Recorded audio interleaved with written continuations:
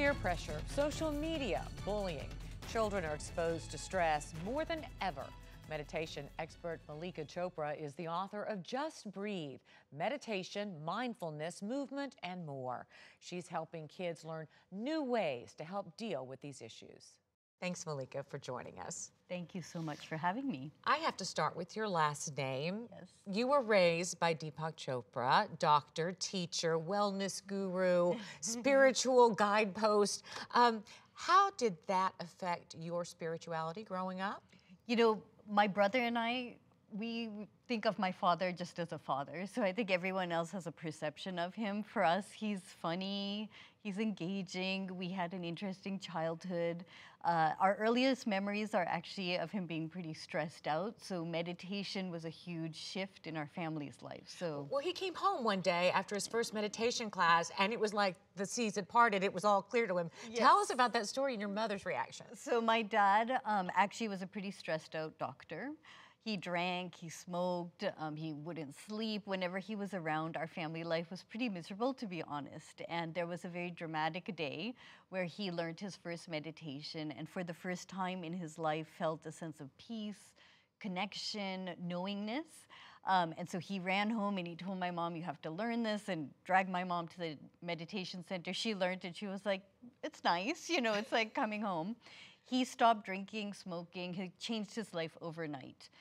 The next day, my brother and I learned how to meditate. The day after that, my mom's sister had to learn, then my dad's brother. By the end of the week, the entire Indian community. So from the beginning, my dad kind of took everyone on the road with him. I love that he was such an overachiever about getting people to slow down and relax and meditate. Absolutely, and maintains that. I think he's on his 93rd or 94th book. Oh my gosh. And so you, once you started meditating, carried it through your life, and you decided to write this book. Why? So I learned how to meditate when I was 9, and that was when my parents went through this shift. And I really feel it was the greatest gift my parents gave me. Really? This ability to just slow down, to take a deep breath, to be more aware of who I am, how my body reacts to things. And then I became a mom, and I started to see how so many of our kids are stressed. And as we grow up, you know, with other parents and we learn about families, we realize that a lot are dealing with anxiety. So I really wanted to write something that I could share with my children, but also their friends and this community of kids, because that age range is a really great one to be able to give kids techniques. Of course, the meditation and mindfulness are lifelong techniques and anyone can learn them. But if we can give them to children early on, that hopefully gives them tools for the rest of their life. Well, we know how stressful it is when our daughters become teenagers or our sons, and there's academics, and then there's sports, and then there's social media, and there's all of that. And so it makes sense then, but really kids as early as like 3rd and 4th grade are benefiting from meditation, yes, right? So when my dad started talking about the mind-body connection and meditation and yoga, he was considered the witch doctor who was selling snake oil.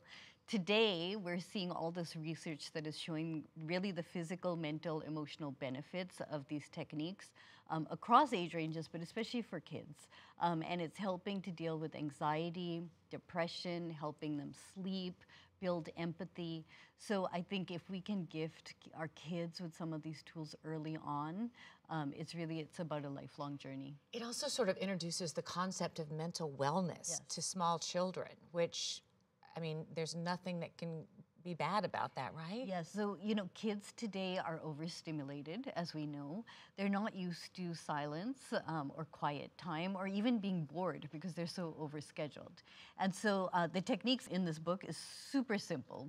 You know, it's everything from taking quiet walks to being mindful of your body, mindful of when you're eating, to just being out in nature, to just slowing down and breathing. You don't have to go to a meditation studio, for example. I really do appreciate for those of us who maybe don't feel like we have time to do that, just turning everything off, and when you enjoy a meal, you're practicing gratitude. Yes. And your observation and taste and breath. And what does that do to us physiologically? So physiologically, when we slow down, we actually transition from a fight or flight response, which is what we usually are dealing with, anxiety and stress, to a more mindful and calm response to situations. So whenever we're being mindful of our body, mindful of our thoughts and our self-dialogue, being aware of what's happening around us, listening, tasting, smelling, our body slows down and we are able to react to any situation with more strength, with more calm, and with more inner resilience. It also physiologically may reduce inflammation, may Yes. reduce your heart rate. I mean, there are real reasons for your general health to do this. And the research is mind-boggling. You know, again, when I started these techniques with my family, there really wasn't much research. But the research now is showing huge effects from everything like just having a gratitude practice and just shifting the way that we look at the world. So meditation by itself is a great technique, but there are many other things we can do as well. In addition to going through a nice slow walk through your neighborhood and listening to the birds, or enjoying a meal, you know, flavor by flavor, or lying in bed and counting 5 things you're truly grateful for, what is one thing as a takeaway from this that children, teenagers, parents, and grandparents can do? What's one practice? So one practice is just to learn how to breathe, and I recommend something called STOP. S is for stop, T is for take a deep breath, O is for observe what's happening in your body, and P is for proceed. And it takes all of 10 seconds to do that, or 5 seconds, but just taking that breath, observing what's happening in your body, and moving on can really shift any situation. Thank you so much for being here. Thank I feel you. calmer already. Thank you.